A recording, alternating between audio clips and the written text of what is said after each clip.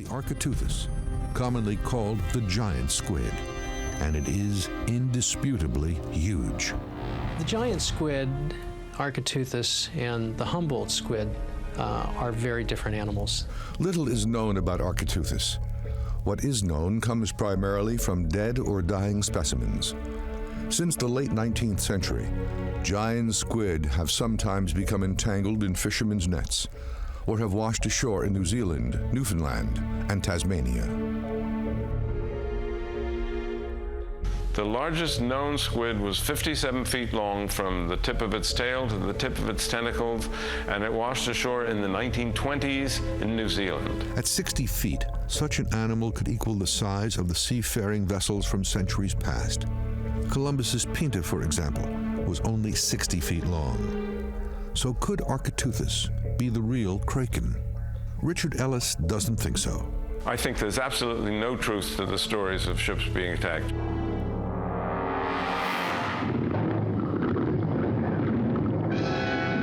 But what of the stories of attacks on man? Stories of squids killing people are anecdotal at best. To date, there is not a known, authenticated report of a fatal squid attack on a human. It's legend perpetuated in fiction, not fact. Here, gentlemen, is your villain. No biologist has ever seen a giant squid Architeuthis alive, so we don't know what they really do. However, there have been several recent discoveries. In 2004, researchers from the National Science Museum of Japan Association hooked a 26-foot Architeuthis, 3,000 feet deep, off Japan's Ogasawara Islands, the first to snap pictures of a living animal.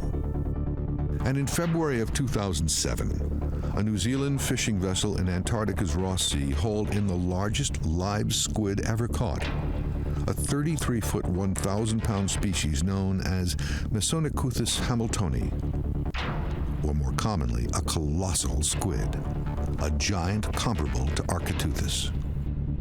Mesonechuthis probably does not grow that long, but it's much, much heavier.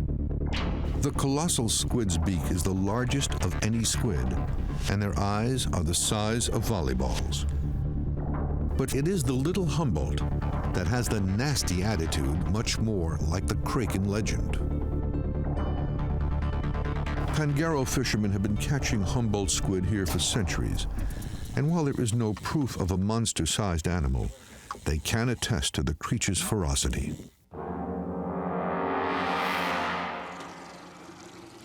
In 1997, fisherman Liberto Arbos Rodriguez Cabo claims he was attacked by a Humboldt squid. Liberto was bringing his lure back to the boat after a long day of squid fishing. Little did he know, a Humboldt was in hot pursuit. Cuando metió la mano para jalarlo, este animal lo tomó y le abrió la piel. Él tomó el cuchillo.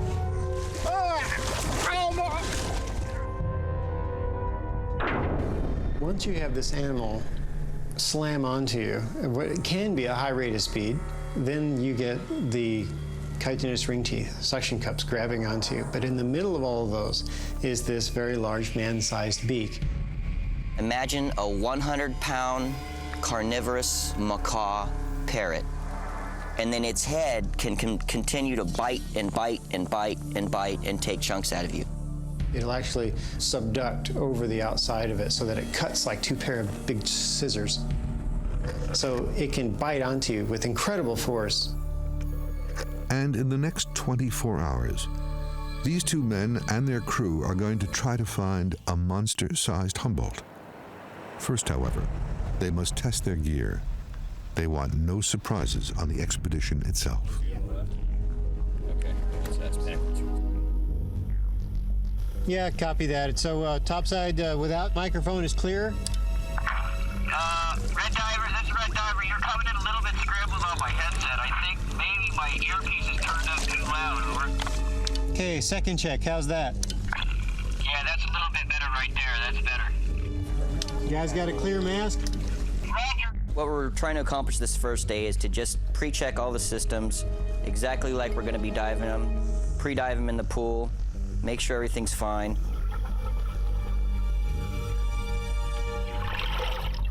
We had some little glitches, which is why we always do this. They're all fixed up, so everything's a go. Leah, I'm concerned about the storm. Can you tell me what the forecast is? This expedition is ready to launch, but news of an approaching hurricane has the crew on edge. Well, tomorrow we should start feeling the effects of it. We'll have some thunderstorms tomorrow probably, and noon our time, it was 300 miles southeast of Cabo, and it's moving northwest. The hurricane itself has actually been pushing down on the water in the high pressure areas, and in the center of the eye, it's been pulling water up.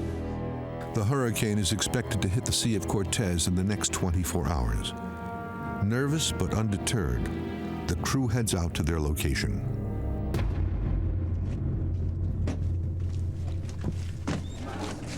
Man, Eric. Okay, very good. You? The team is made up of Dale Pearson, Shauna Meyer, Robert Landereth, Eric Hextall, and Keith Lindquist. Each is an expert diver, and each will have a specific responsibility, ranging from jigging the squid lure to recording underwater audio and video. The first objective is to capture a live squid. This lure, known as Sue, has hundreds of pins that will entangle a decent-sized Humboldt without harming it. Is that thing ready to drop? Yeah. Scott wants it in his hands. Okay, go. Jig's in the water.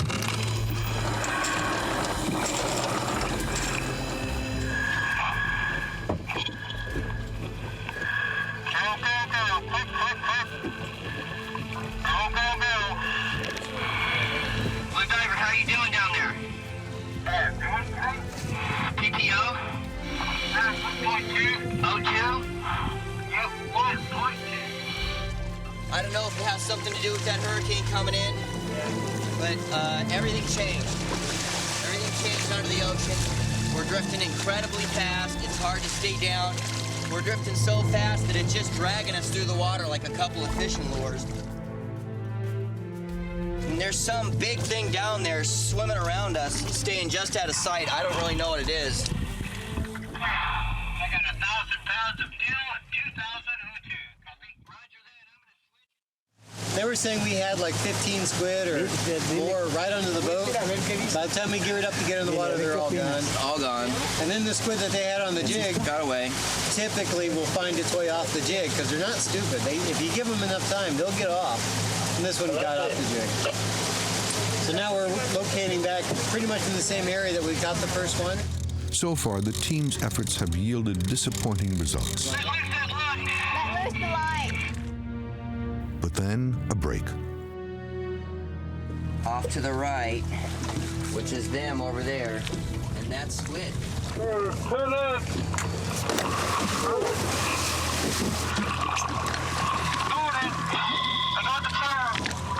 Okay, both divers, be advised, Sue is going in the water. If Sue the lure can entangle a likely prospect, the team must haul it up from the depths without hurting it, a process which can take hours. And time is running out.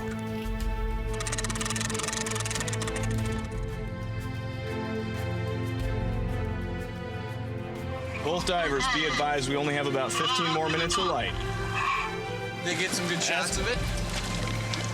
Did you get some good shots of it, Scott? I'd always like to do another. Okay. The approaching hurricane is producing drastic changes in air pressure, causing the ocean around them to toss and churn violently.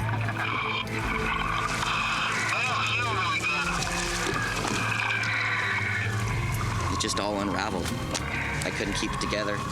The divers are becoming sick below the surface and are in danger of vomiting and suffocating in their masks. Pearson makes it to the surface exhausted and becomes entangled in the communications cables. So now I'm stuck to the boat, so I'm pitching. So it's just shaking me around like a rag doll. I look at him straight in his eyes. He sees what's up. He sees that I'm calm enough that he can not worry. He cuts me loose. Okay, you're gonna lose comms. between my equilibrium shot to my ear and the pitchiness of the boat, I unraveled.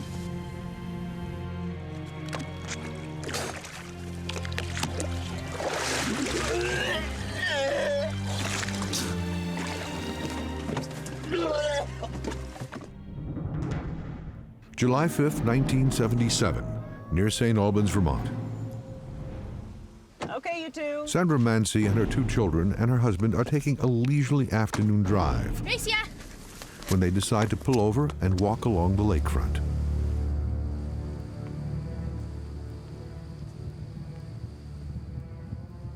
Do you see something out there? What? I think I see something out there. Kids, get back! Get away from the water! Using her Instamatic camera, Mancy took the snapshot of what she saw.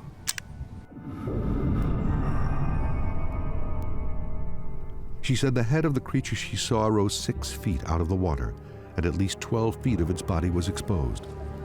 According to Mancy, the entire sighting lasted around 5 or 6 minutes.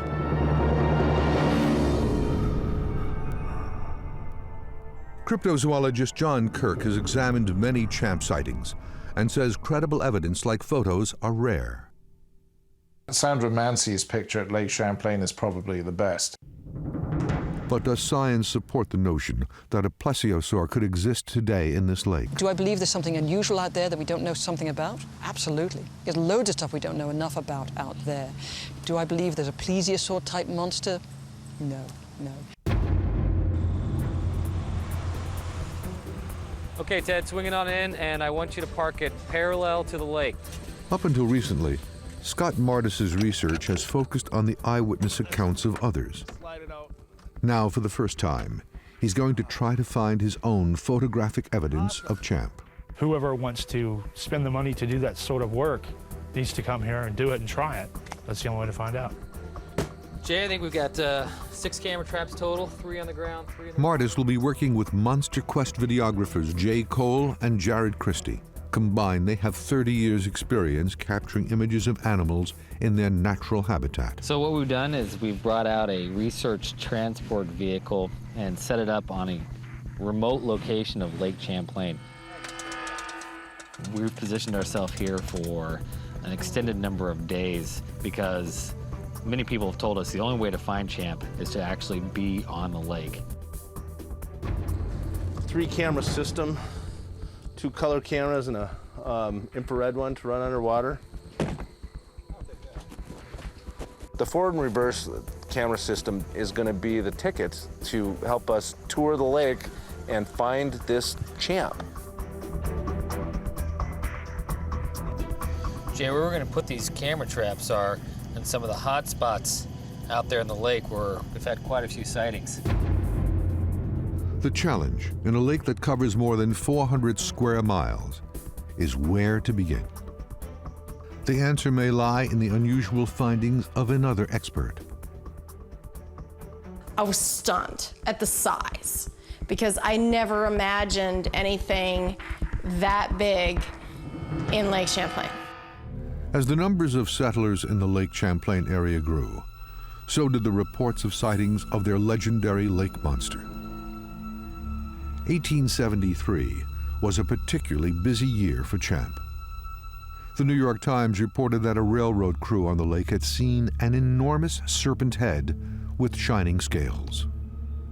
In July, Clinton County Sheriff Nathan H. Mooney reported an enormous snake or water serpent he thought was 25 to 35 feet long. The following month, the steamship W.B. Eddy encountered Champ by running into it. According to tourists on board, the ship nearly capsized. 19th century accounts of the monster gained such notoriety that showman P.T. Barnum posted a $50,000 reward for the monster's hide. Barnum intended, he explained, to add to my mammoth World's Fair show. Barnum's reward yielded nothing, but the sightings continued. Does a form of plesiosaur or giant aquatic reptile, long thought to be extinct, live in Lake Champlain? Or is it something else?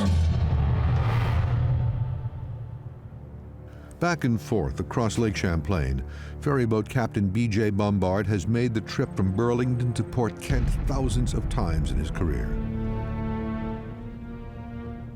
Most trips remain uneventful, except for one day in the mid-90s. I was on my normal ferry crossing on my route. I looked ahead, you could see something coming towards us, or something was there, and as we get closer, you could tell it was on a reciprocal course.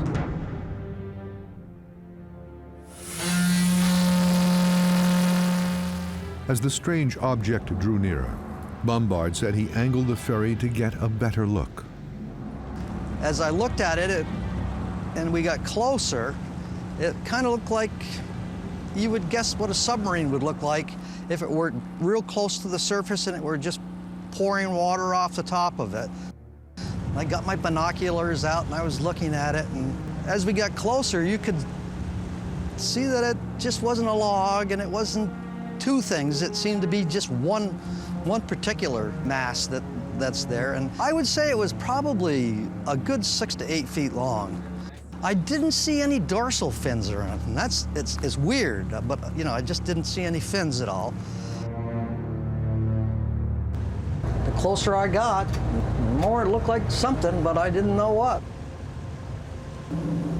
And Elizabeth von Muggenthaler will add, she's never heard anything like it. There is no known fish or mammal besides whale or dolphin that produce echolocation. It doesn't lie. I mean, the signal doesn't lie. Elizabeth von Muggenthaler is familiar with stories like Captain Bombard's. She grew up along the shores of Lake Champlain. Today, she is an acoustician who specializes in recording animal sounds. In June of 2002, equipped with an array of sophisticated underwater recording equipment, von Muggenthaler's team recorded audio within the deep waters of Lake Champlain. She was astounded by what she heard.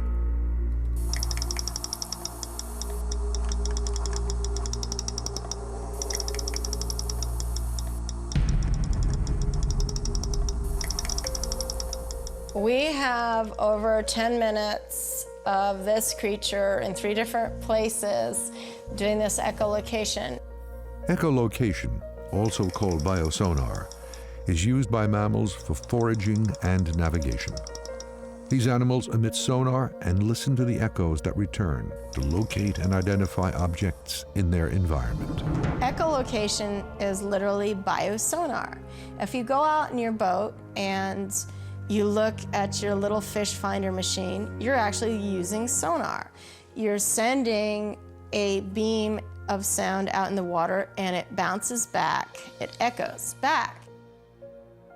Although she has studied whales and dolphins, von Muggenthaler says that what she recorded at Lake Champlain in 2002 is not a known animal.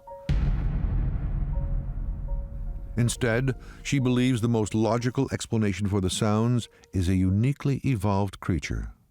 The first sound that you will hear is the sound we recorded from Lake Champlain. And the second sound is killer whale. And you can actually hear the similarities.